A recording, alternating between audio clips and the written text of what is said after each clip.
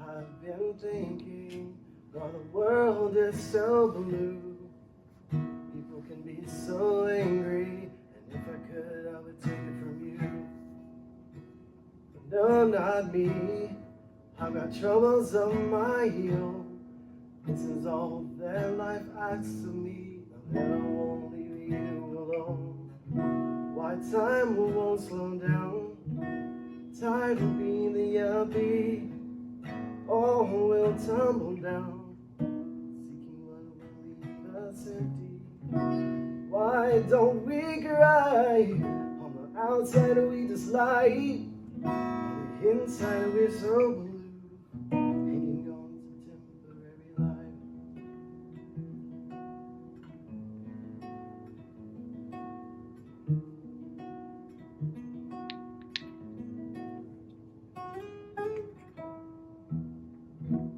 I'm so tired of me, and I'm tired of you and this sea, the depths of our depravity, drowning someone to rescue, please.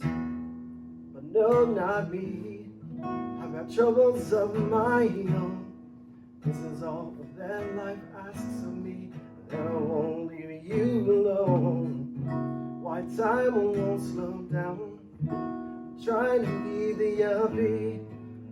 No one will tumble down, seeking what will leave them empty.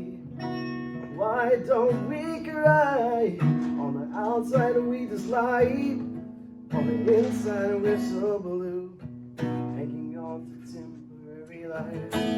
Let us reach for one another, let us serve our humble brothers. Whatever your color, I will reach out to you. Come on, strengthen your arms, steady your weak knees, and make level path for your feet. Hang on.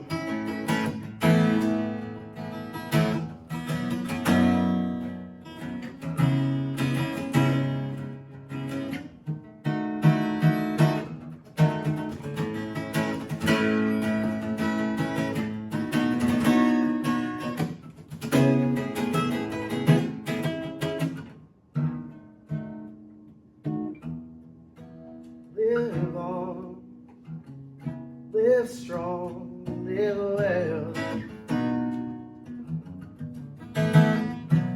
and help others. Live on, live strong, live well, and help others. Lift up your head, take a look around. There's plenty to love.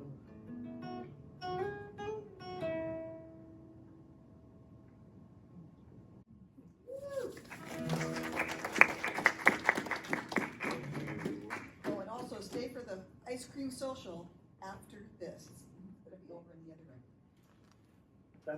That was an original song titled "Hang On, Live On" on the Satisfaction album. So THP Satisfaction is where you can find that song, which was released last year. So our talk today is called A Father's Business. And the last time I spoke was on Mother's Day, actually. And the title was Wisdom is Vindicated by Her Children. And the main point of that talk was that wisdom, synonymous with universal awareness, which is also the sacred feminine, is the archetypal mother of life and the role model for motherhood. And in this talk, A Father's Business, the main point would be that the sacred masculine, synonymous with universal consciousness, is the archetypal father and role model of fatherhood. And together they are the image of energetic balance throughout the universe. And it happens that today is also the solstice, which is important because it's important because the sun is the masculine aspect of the heavens, with the moon being the feminine aspect. We're reminded that everything, because of all of this that I'm saying, we're reminded that everything requires balance in our universe and on our planet and in our relationships.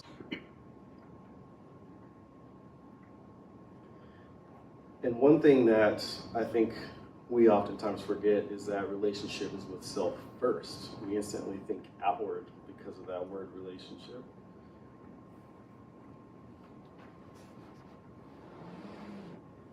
We forget that our first or paramount relationship is with the self.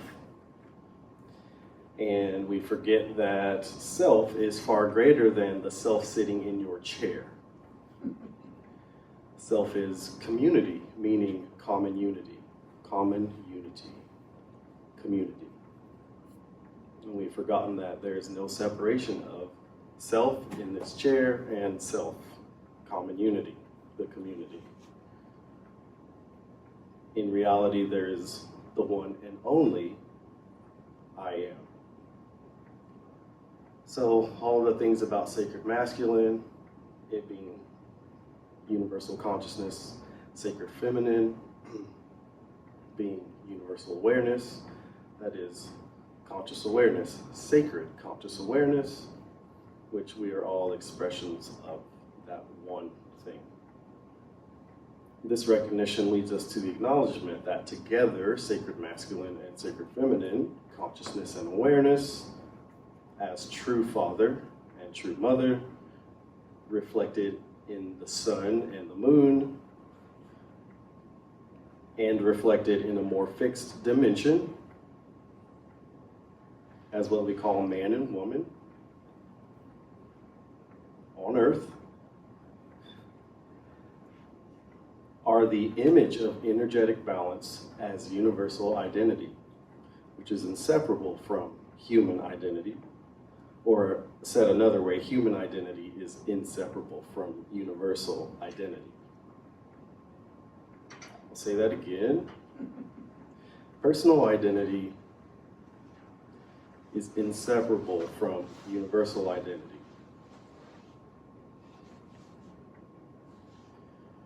And so we have the political definition of identity, but we're not talking about that here, okay? I am clearly stating that the political definition of identity is false. It's another psyop on this planet to keep us divided, instead of recognizing the truth that we all are born of and from.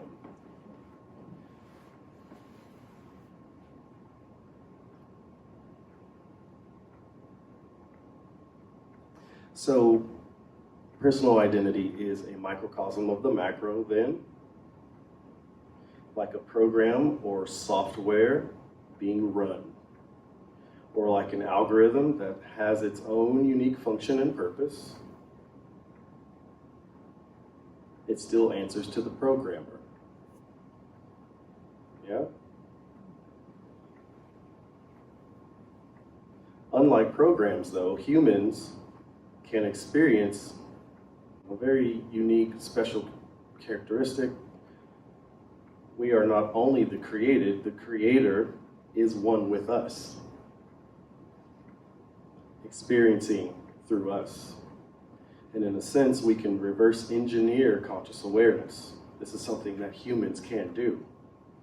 So we can sit here in our tiny state of mind, our tiny self, and we can reverse engineer and go back to the infinite. We slap a word on it and we call it meditation. If you're lucky enough, you actually meditate and experience this thing though, okay? So this is where the rubber meets the road. It's like, oh, we think we're something called spiritual, Are we experiencing universal consciousness, or are we just still stuck in our chair as little old me with all the baggage I want to bring and ego stuff, shadow stuff? And it's part of the dance of doing and being. So it's not good or bad, right or wrong. It's just what we're doing, and hopefully we can see that love is holding it all. Love is holding it all together. And that's what sacred parenting ultimately is about.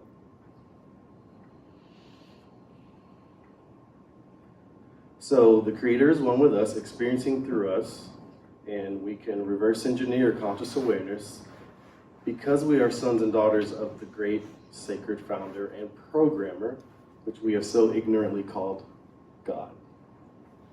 And I say ignorantly called God because it just is a way of saying we have so much cultural baggage with that three-letter word. We've forgotten what it, he, she really is. In John chapter 10, verse 34, Jesus reminded us that we are gods. And this is a thing that I think it's ironic that Christianity doesn't really want to talk about, but Jesus did. In the biblical literature, God is oftentimes referred to as a father. So I've compiled a brief list of canonical, apocryphal, and pseudepigraphal references. And I'll explain as we go. Let's see, I had several slides for the song and decided to just sing it to you and have you enjoy it that way. But here's the Old Testament canonical references. Canonical simply means the accepted collection. The accepted collection is the canon of the Old Testament.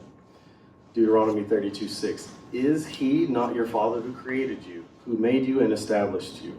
One of the clearest explicit references to the sacred parent, which we have called God as creator father in the Torah, which is another word for Old Testament. Okay, and with respect to our cultural baggage, I'll try to maybe offload some of it, okay? That when we talk about this he, we're talking about sacred masculinity, right? Is he not your father who created you? Is not sacred consciousness the one that has created space for your existence? Who made you and established you? Allows your beingness to exist. This is the nature of sacred consciousness. Okay? Isaiah 64:8. But now, O Lord, you are our Father. We are the clay and you are our potter, and all we are the work of your hand. But now, O Great One, the great I am, you are our sacred consciousness. We are the clay and you are the potter, and all we are the work of your hand. Combines fatherhood with the creator-potter metaphor in Malachi 2:10. Have we not all one Father? Has not one God created us? Why do we deal treacherously with each other? Emphasizes universal fatherhood of a sacred parent, which we have called God. So, to do a little unpacking with Malachi 2, have we not all one sacred consciousness? Has not one great I amness created us, living through us? Why do we deal treacherously with one another?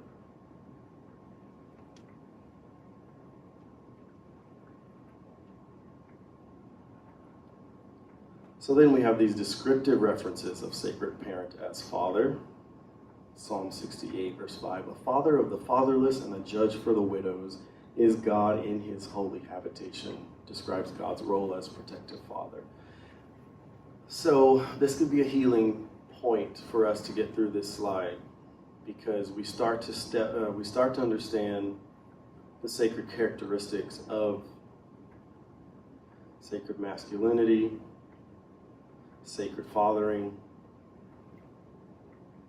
which is that energy that holds all things, a father of the fatherless.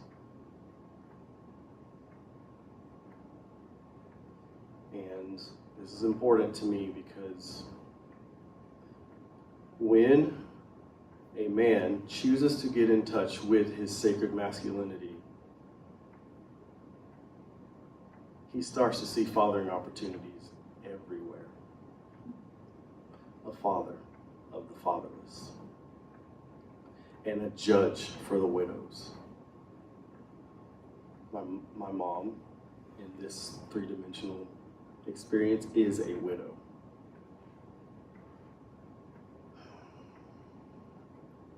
We live in a world where to be a widow has notions of being alone, maybe needing to be, looked after, helped, supported, maybe taken advantage of, and therefore they need a judge. It just means someone who will stand for them. This is what God is in his holy habitation, his sacred residence. Where is God's sacred residence? Are there any thoughts, ideas? Inside. That's exactly it. That means this sacred masculinity is just as much a part of you, whether you're male or female, as it is me. The sacred residence, the holy habitation is in you. So when you disrespect another human, you're disrespecting the holy habitation. When you judge negatively another human, you are judging the holy habitation, the sacred temple of God. And this is how our sacred universe works. This is why Jesus said, love your neighbor as yourself. It's a simple way to avoid all the karmic results you will set up for yourself, all the karmic consequences, by not treating people fairly. Which is, remember, the previous one was Malachi. Why do we deal treacherously with one another? It's because we've forgotten the sacred I am, which I am. I have forgotten the sacred I am, which I am. Might be a slogan that every one of us could wear, I have forgotten the sacred I am, which I am. And therefore, sometimes I'm not safe to be around. Does this make sense? When I forget my sacred I amness,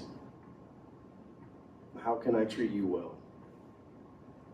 I can put on a mask to treat you well because I know that's what I should do, and I should follow the rules, and I should wear a smile, and that's, pleasing to everyone around me.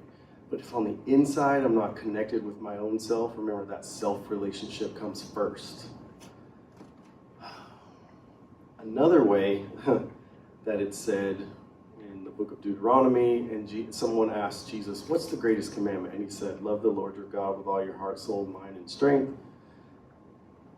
And the translation comes down to love yourself, because you and God, that's the relationship of self.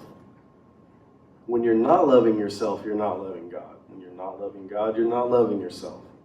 How can you love your neighbor if you don't have that first relationship in order? It is a big deal, because we say I love you to people, but we haven't mastered self-love first of all. Or maybe we think, but have convinced ourselves that we have self-love until we look in the mirror and make all sorts of judgments about our face and what blemishes we have, and maybe that needs a nip or a tuck, or God, I'm sagging today, or whatever.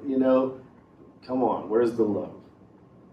Where's the appreciation? Where's the self-respect? Where's the self-honor? Here's Psalm 103. As a father pities his children, so the Lord pities those who fear him. Ooh, let's unpack this one. The father should pity his children, yes. The Lord pities those who fear him? Okay, let's talk about the word fear. It actually translates to respect and honor, which goes back to that whole self-relationship thing, because I should have that self and honor here with myself. So this word fear brings a context that just isn't what the text is actually trying to say. God doesn't want your fear. God adores your reverence, your adoration, your honor, which you would have in connection to God and with yourself at the exact same place and time. What about pity? What does that define that? Thank you for pity. Has compassion. Yeah. Compares God's compassion to human fatherhood.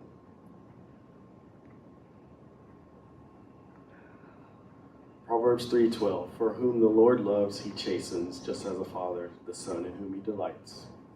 Chasten or chastise, it's a way of saying to discipline, it's a way of saying to create the boundaries, create the rules. Yes, children need this, but it's not out of judgment, it's not out of making someone subordinate, it's not out of dictatorship or something like that. Describes discipline as an act of fatherly love.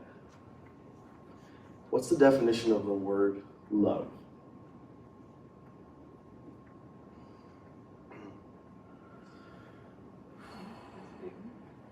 What do you say? I said that's a big one. That's a big what I was one. going to say. It's big. Just to keep it short, I'll say everything we've discussed so far about the union or the marrying of the sacred masculine and the sacred feminine, and how there's this honor and this respect and this adoration and this unity, common unity, all of this is love. It's not an easy thing to define, but it is unified. It does bring things that seem very polar opposite together as one. This is love.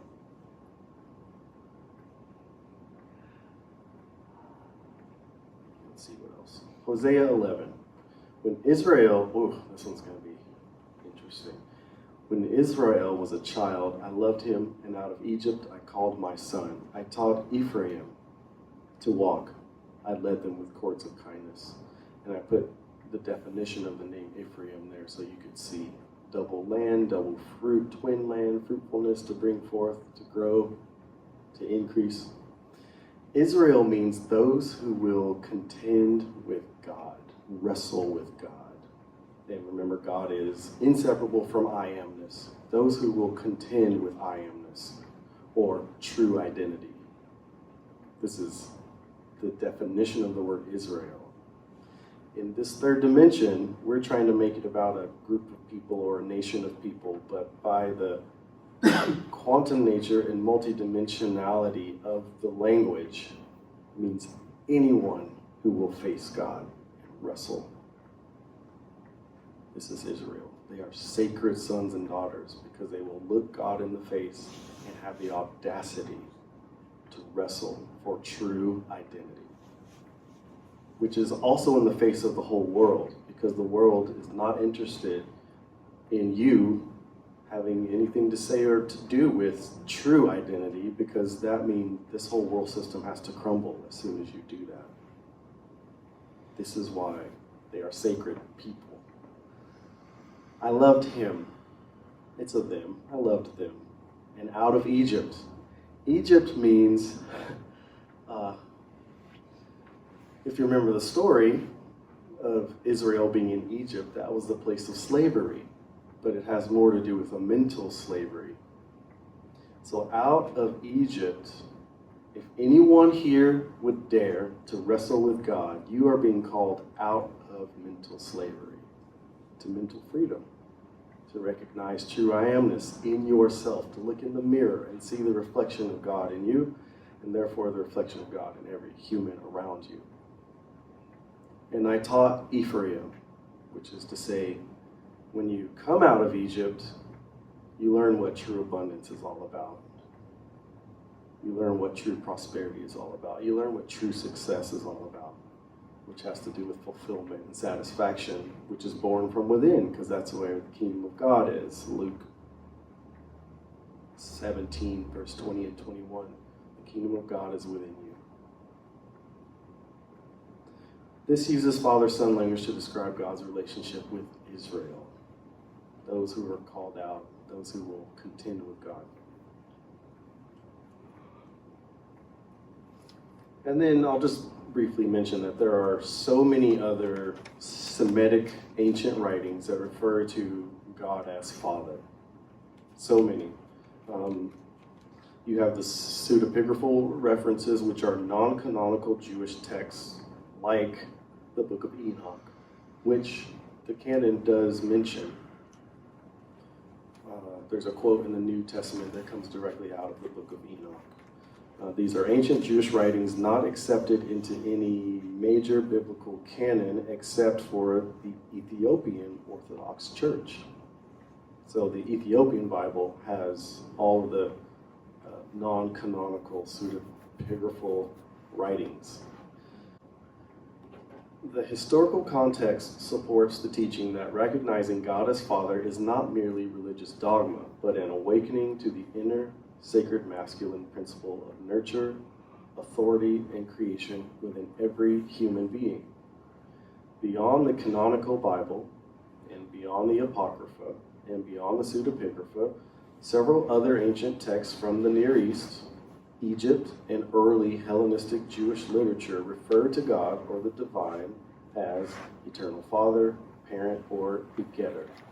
These texts often emphasize the generative, nurturing, and uncreated nature of the sacred masculine.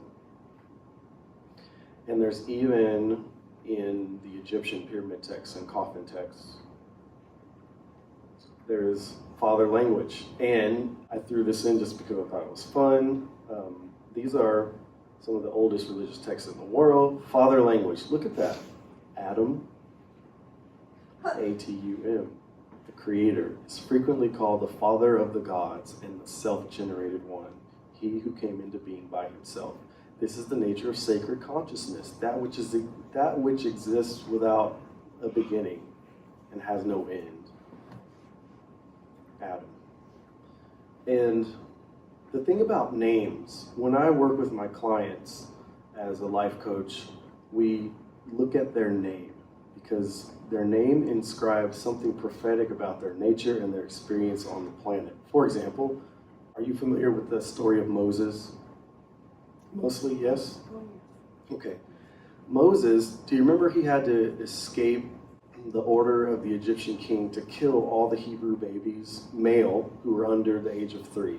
So when he was born, his mom puts him in a basket that could float down the river. And his name means escape by water, Moses. Oftentimes, when my clients and I look at their name, we find these little stories that have popped up in their life, and it's connected to their name. You don't get to choose a name like Adam and not have a connection to sacred masculinity and the requirement to live by it. This is a big deal for the Adam Center. If you don't live by it, it's going to press you and squeeze you until you get it right. And if you don't get it right, you just might fall apart. It's a big deal. It's a big deal. We must honor the name we've been given because there's a sacred tone, a sacred frequency to that. And this is interesting because one thing that I'm working on in the new course that's going to be released into the IM University this week, we talk about language and how when words get flipped around to mean different things than their original, we create false realities. This is important because the universe has a language. The universe has a way of speaking. God has a way of speaking. And when God speaks, which is inseparable from God's thought, by the way, when God thinks, speaks, it creates automatically.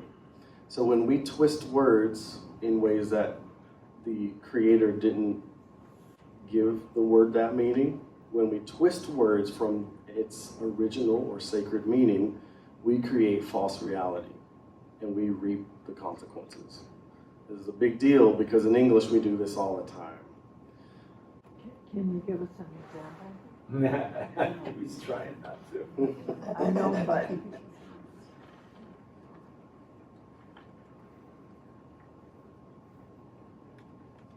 Okay, we say love, but we mean possession. I love you means as long as you're here, and are acting according to the things that make me feel best, I love you. That is not God's definition of the word. And we suffer because of that kind of attachment. No one can fulfill these weird expectations of yours. No one can. And so you suffer, and you cause them to suffer too. This concept of a self-generating father who creates by thought, bringing the concept of a creator father. The word is debar there. It means a word, a matter, a thing, to arrange, to lead, to guide, like flocks to pasture. It is the ongoing creative word that brings life into being. Unlike the Greek word logos, debar is inseparable from action.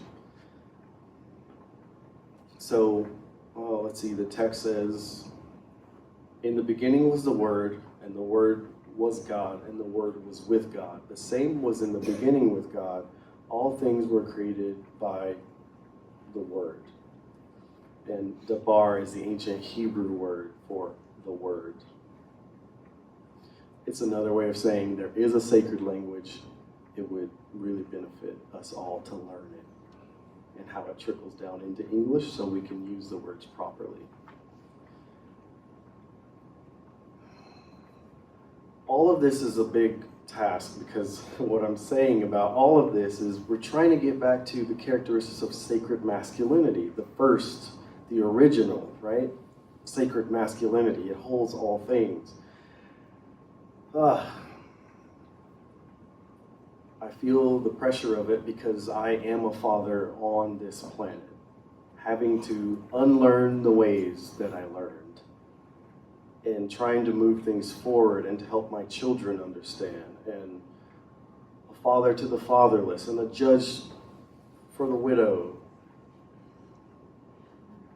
choosing to use love as the noun it is rather than the verb my culture has taught me to use it as. I love you is a verb versus you are love is the noun. So my son drives away yesterday and he says, Dad, you know what the real thing is, and that's our way of saying you are love. Love is the real thing.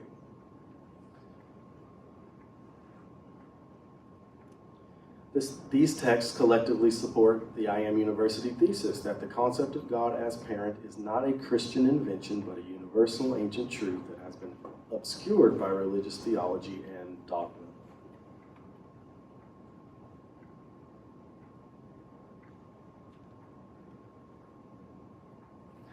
You don't need to look up to find a distant king or a distant parent. The child looks up to the parent. I'm speaking to you, child. You don't need to look up to find a distant parent. The ancient texts from all over the world and throughout time point to the same truth. You are the child of the eternal Father, and the Father is waiting to be recognized within you. The seal of separation was never real. It was just a misunderstanding from the root word. It's a misunderstanding, and it has cloaked our whole culture. There's the separation between you and the Father. There's a separation between you and the Mother. And it's up to you to gain that understanding back, to stop the lie where it is. There is no separation. There's the appearance of separation because my father left, he was never around, and then he died when I was 14, and it just felt like he was gone again. And my mom was overbearing, and I didn't feel like I could talk to her about anything. So there's this appearance of separation from father and mother. So how am I supposed to relate? How am I supposed to relate? Like if this is my mirror, how am I going to relate with the person in this mirror?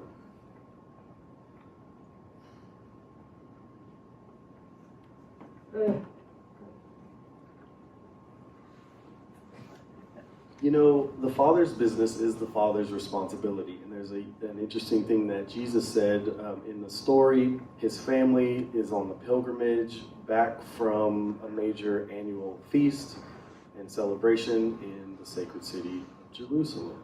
and they can't find Jesus. Where is the boy? So they go back to town to find him, and he's in the temple. And he said, "Didn't you know I'd be about my Father's business?" And just find it interesting that there was a time when sons would take over the father's business. And in a sense, the son becomes the father. So there's this text that I wanted to share. This project comes from Bible Redefined, which I've been working on for a very long time, lancehoward.net. You go I Am University, go down to Bible Redefined. There's a free library here. This image shows how different verses of the Bible are interconnected by name and number, chapters and verses that all speak about the same thing. And I describe what all that means here. But anyway, so here's the library. Matthew, so I'm just doing a word search for Matthew to get there. And I know it's Matthew chapter 6. The Lord's Prayer. Click it, and then here's the document. Our Father. So, very familiar prayer that we all know. Our Father, which art in heaven, hallowed be thy name. Okay, so if we want to try to do a little more work here on understanding what the Father is about and how we are connected to sacred masculine, this prayer might be able to help us out a little bit. So I do this project because, as I think you can probably tell by now, there's a lot in the ancient languages that could really help us better understand the book. And it gets lost that the book predates Christian religion. So whatever issues we have with God and the Father and the way religion has told us, these are more modern problems than they are ancient problems. So I like to retranslate the passages to bring greater clarity to the interdimensional, multidimensional nature of the book. Okay, so you see verse 9, the top one is how it's typically translated, and now we'll have these 3 or 4 paragraphs that show you how they could be translated differently.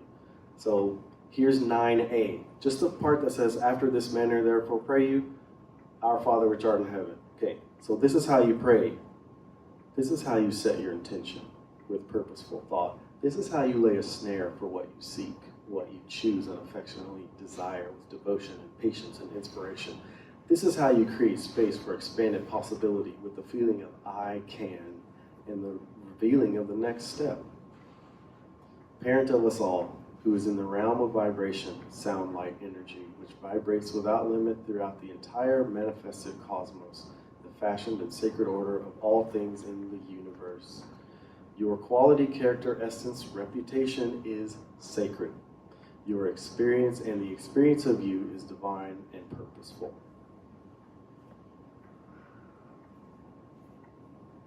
This is our Sacred Father. That's a mouthful, it's a mindful, but maybe we could sit with it and we could marinate into it. You could read it on your own time and just contemplate how vast, how wide, how deep. Here's another one. Okay, it's the same verse, but it could be translated this way. Parent of the universe, all potential is in you and comes to and through us on the waves of intelligent frequency, touching and bringing change to our world. May the experience of you become and remain our highest priority, that we willingly clear space for and purposefully prepare the ground of our lives for with devotion.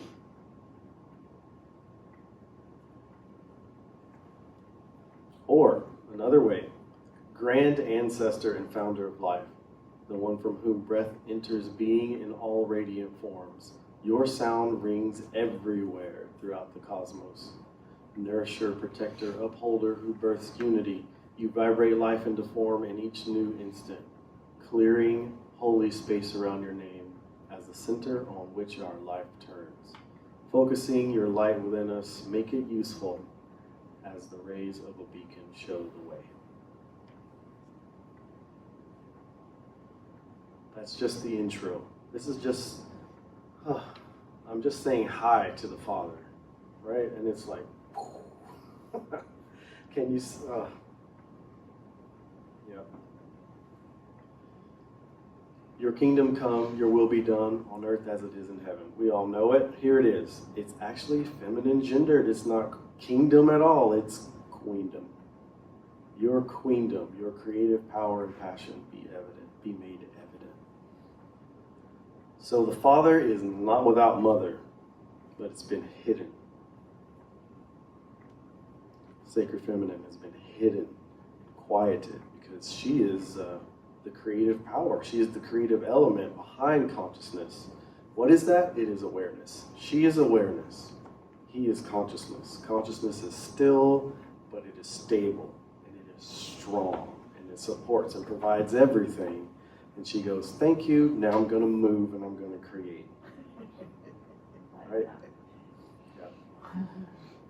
Okay, so here's another way to translate that. Your domain is the determined, purposeful extension of power and authority. It's all wrapped in feminine genius, okay? Your territory is the sign of the creative word, the empowering vision and perfect counsel that guides in a new direction. Collectively, we can, and individually, I can. You are the quality of leadership and the ruling principles that guide our lives toward unity. May it arise and influence our world. And I always like to ask here, how is it going to rise? How is God's will going to be done on earth? Any thoughts? Creative, sacred energy, pushing it forward and moving it. Yes. And any other ideas?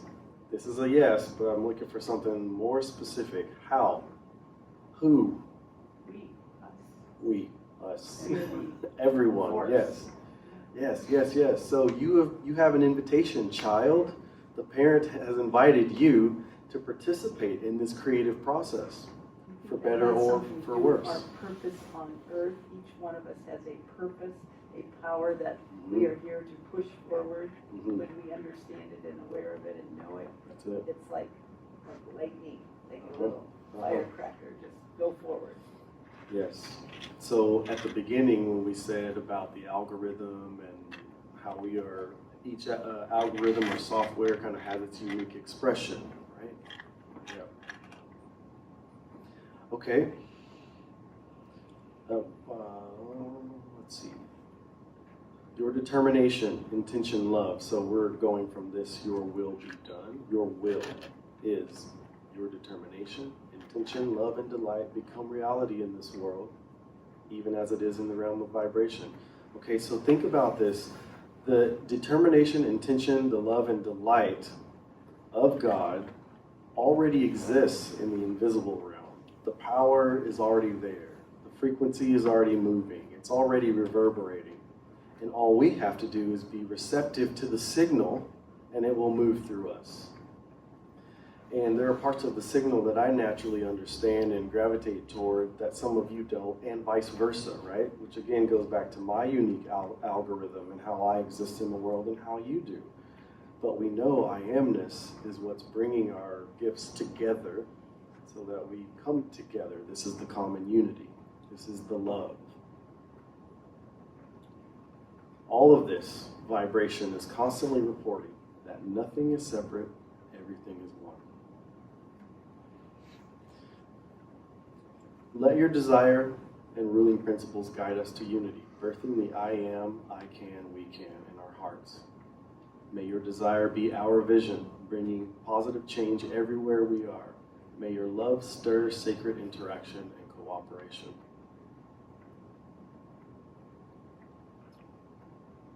Let your I can come through us. Create your reign of unity now. I like the play on words there. Desire a new vision through us. Unite our I can, your I can. Bring your empowerment here and now. May your purpose rise within and call us to attunement, alignment, coherence, and congruence as unity. Give us this day our daily bread. Okay, how could that go? On this very day, grant us the food of understanding, which feeds a healthy sense of I am, physically, emotionally, and spiritually. Grant us what we need today for the subsistence and insight of our growth. This word for food is also a feminine word. The name, okay, so Sacred Mother, her name is Hakmah in ancient Hebrew. So when the word food or bread comes up, it is Lakma. Her name is Hakmah. So you change one letter, you get bread. So when Jesus said, I am the bread of life, he's making a clear reference to the sacred feminine within him. I am the bread of life. What I'm offering you is going to nourish your truest sense of self. So when we read, give us this day our daily bread, you see how much more depth there is to this. He's saying a lot more than just make sure there's bread on the table. That's the 3D, and that's fine. But the dimensions just grow and grow. There's a lot for us to take in, and the sacred feminine is there to guide us. When King Solomon wrote about her, the whole book of Proverbs, most of that book is about the sacred feminine. When he writes about her, it says repeatedly how she offers wealth and riches and honor to her children. This is how she feeds their sense of self. And it's not just about money, right? Love is the most abundant thing. I amness. Is there anything more abundant than or prosperous than I amness? It comes and goes. How many people have existed on this planet? How many, beings, let's just say how many beings have existed on this planet? This is pure abundance and pure prosperity. It keeps on happening and you can't stop it. It's so rich. Woo. Okay, and forgive us our debts as we forgive our debtors. This is big. Set us free from our energetic debts and offenses, our errors and mistakes, as we set free our debtors, offenders, and those who have made errors and mistakes against us, including mom and dad. Restore the awareness of our original state of clear, unburdened existence where we are free of hidden past, secret debts, stolen property, unripe inner fruit, frustrated hopes, tangled threads, and accidental offenses. Do this just as we consistently and regularly mend and restore our knotted relationships with a mutual release, like every breath we breathe in awareness of wholeness and stability. And lead us not into temptation, but deliver us from evil. Don't bring us into adverse trials and testing of fidelity, integrity, virtue, and constancy, but bring us out from the influences of vices, calamity, diseased character, malice, guilt, harm, corruption, tribulation, and intense desire. Have you ever been that honest with a parent? To say, I deal with vices and calamity, diseased character, malice, guilt, harm, corruption, tribulation, intense desire. The sacred parent is here for all of that. And if you have children, the whole point of this is, are you able to offer this kind of capacity to your children? Specifically, sacred masculine. Can you do this? Will you do this? It's a huge burden. And it's a huge amount of love. And for the masculine to step into his sacred masculine takes a huge amount of healing and unlearning and admitting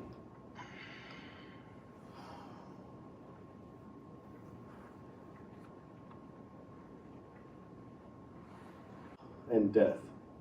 It means taking on the burden that you would die. The Father would die.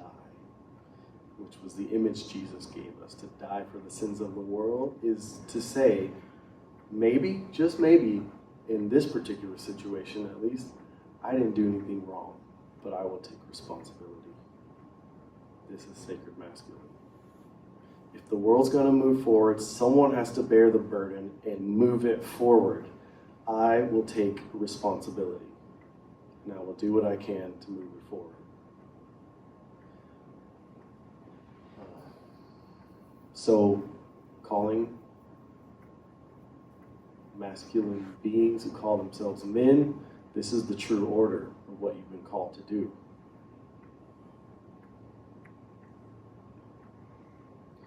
Help us out of the prison in which we are seduced by appearances. Assist us when we are led in the wrong direction by our own false ideas and illusions, which bring us to nothing more than emptiness, agitation, and diversion from the purpose of our lives. Free us from things that immerse us in seductions, material appearances, and forgetfulness. Guide us away from the matrix of mistakes and inappropriate actions that delay us and bring inner shame because of our failure to produce what we should. What should we produce? Right action at the right time and place, which has to do with purpose and peace. For thine is the kingdom and the power and the glory forever. Amen. Because you are the one, and yours is the fully formed extension of power.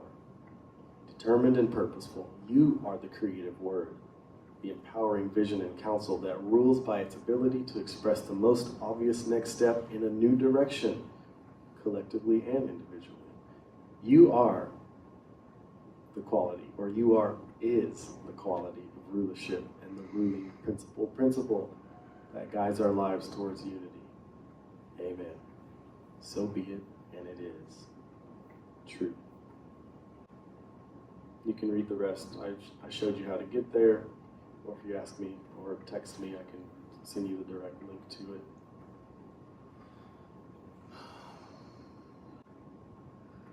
So what if we had this experience where, with our fathers, we knew it was absolutely safe to be everything that we are in the moment? Confess our problems, our issues, ask for help, get direction, feel nothing but full acceptance. And the Sacred Father, Sacred Masculine, okay, we're talking, universal, right? is crying to you saying, that's exactly what you have. But without your willingness to look at your own self, you won't dare come and share with me.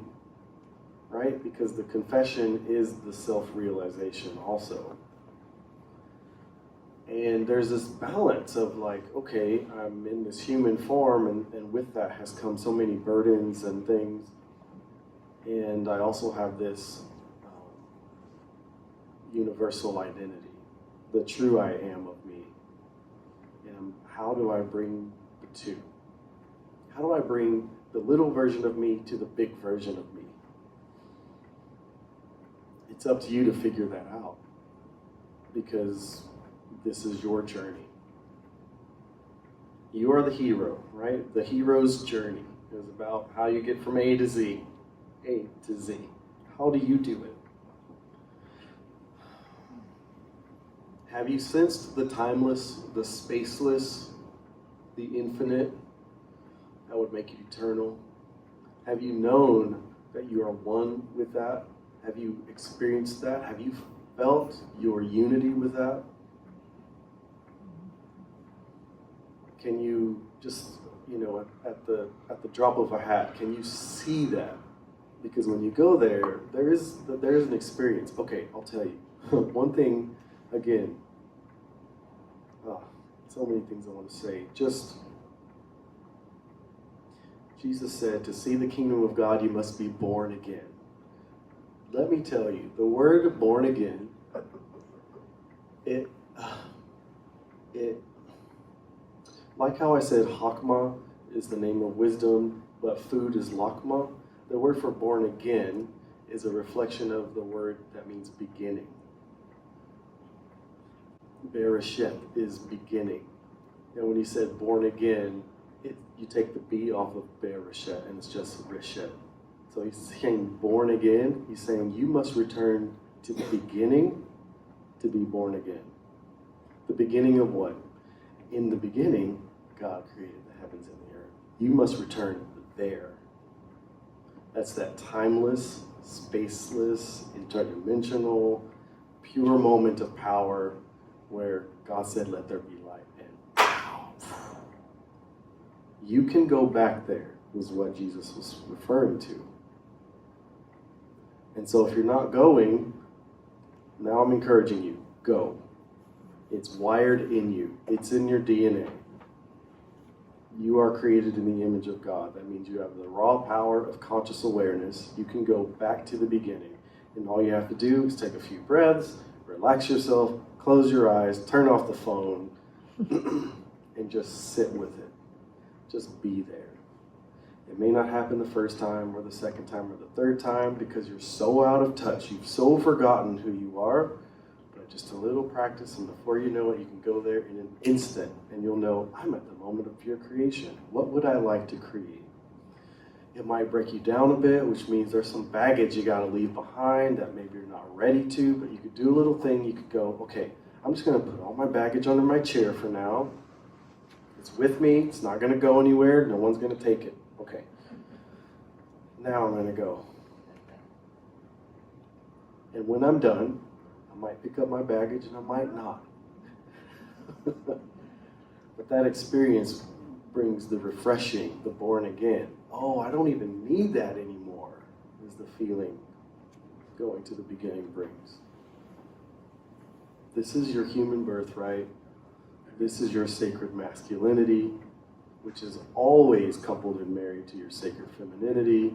This is the sacred nature of parenting. King David said, when my father and mother in this world forsake me, the great I am will take me up. The great father and mother, the true I amness. So we all have to go through this burden of our earthly parents just to realize we got to let it go so we can move up.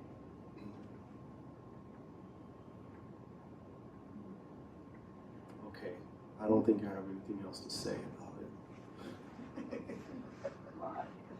Any thoughts, questions? Maybe 5 minutes or so? It's 4:05. I wanted to comment on love.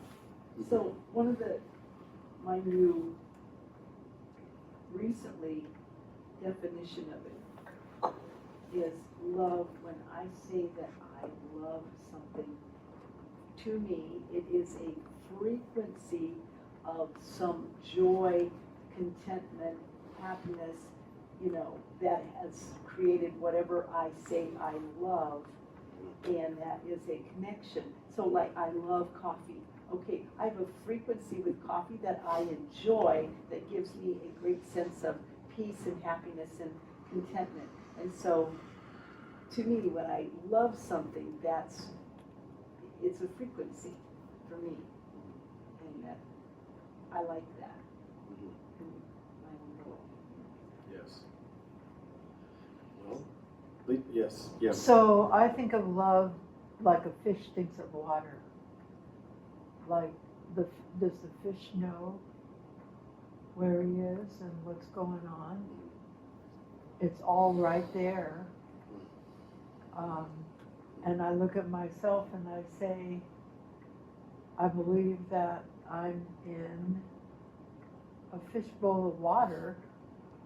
All I have to do is breathe, and it's here.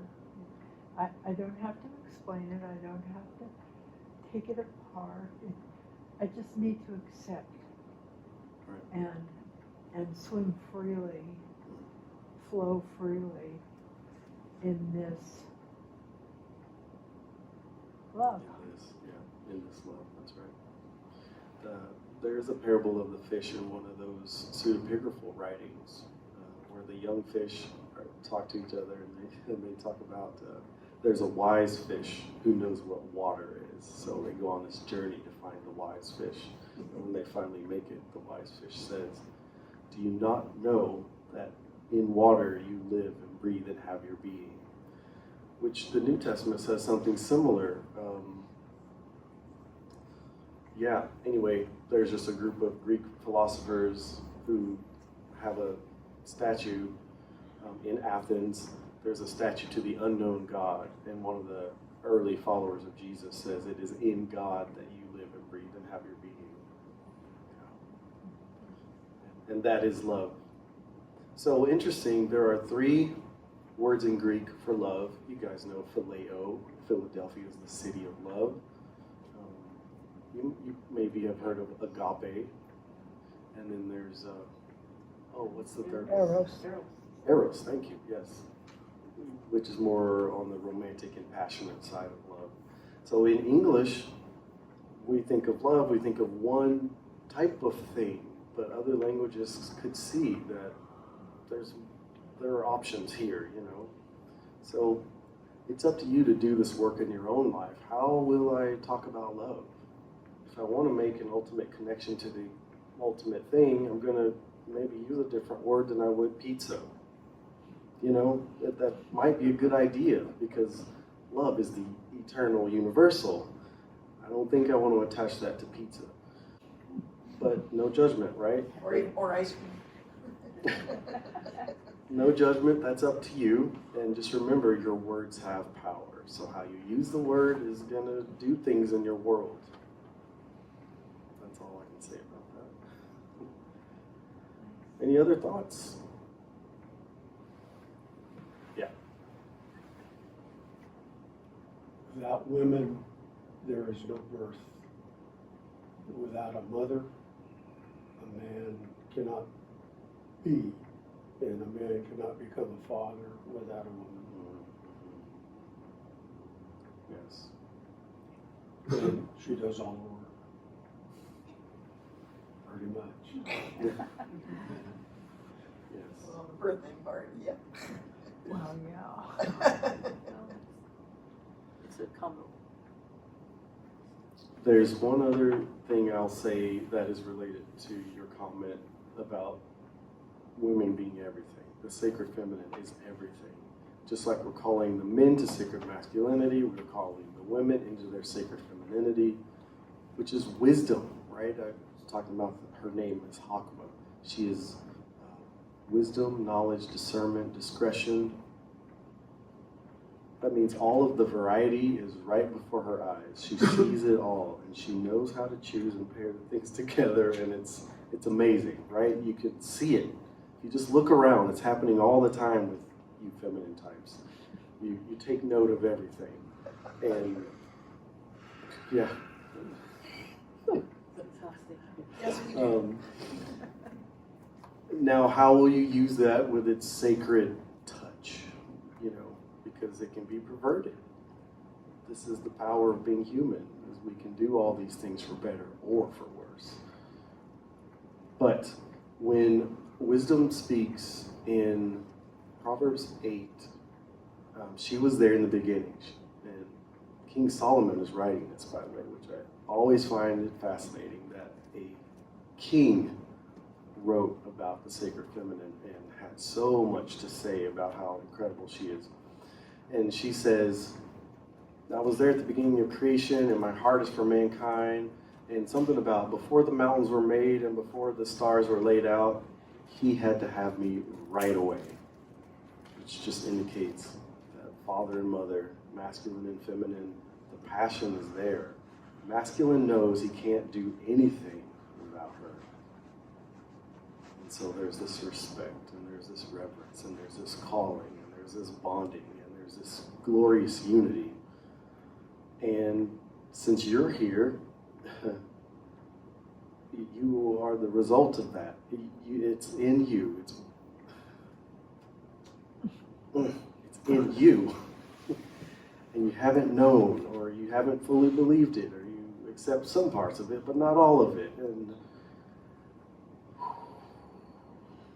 you have the spark. Now, will you use it fully? Thanks for being here. And I Am University. All of these things are being discussed. Bible Redefined, the full library is there. It's .net. First Thursday, we do the Tribe of I Am dinner. Second Thursday, we do Tribe of I Am Rites of Passage. Third Thursday, we do the Wisdom Circle, which is for the Sacred Feminines. Fourth Thursday, we do the Gravity Circle, which is for the Sacred Masculines. All of that is 6:30 to 8 p.m. on Thursdays. The new single just released called Emergence. It released on June 12th. So you can search THB Emergence on your favorite music streaming platform.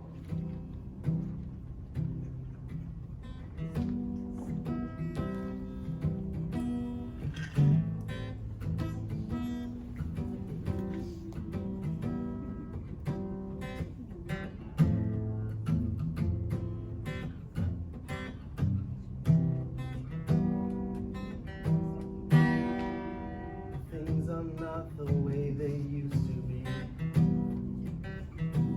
Things I hear I do not choose to see. They try to tell me who I should be, but I don't think so. Things are not the way I pictured them. The way they're going is not how I choose to live. I feel a new world emerging.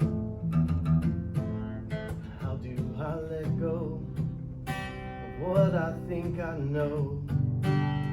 Though darkness surrounds, new life can be found. Can I change my mind to see it through? Everything might change, but my heart can rearrange to see that you are me and I am you.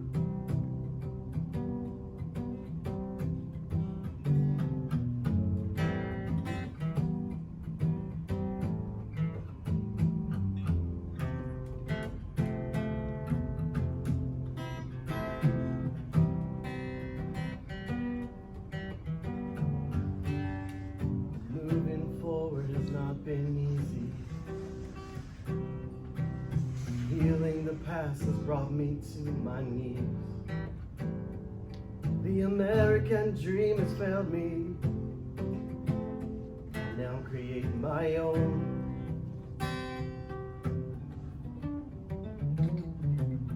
No one told me about this fatal disease. Innocence died from messed up priorities and policies. Who am I and what am I supposed to do about this pain between me and you? Courage seems to say that love creates some way to mend all the damage that's been done. Will my pride get in the way of the tide and the change? It's coming to make things right here and now.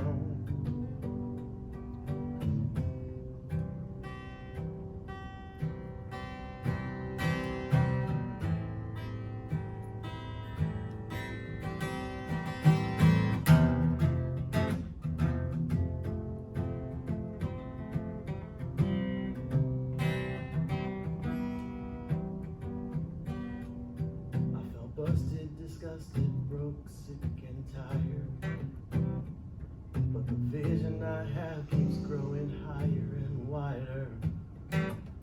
I know the journey isn't worth it. I won't give up. If you feel these things inside just like me, true success is a life of purpose and true identity. So fullness of heart is what we must choose. Who am I? What am I here to do? Will I follow my heart, or into the trap will I fall of keeping up with the Joneses?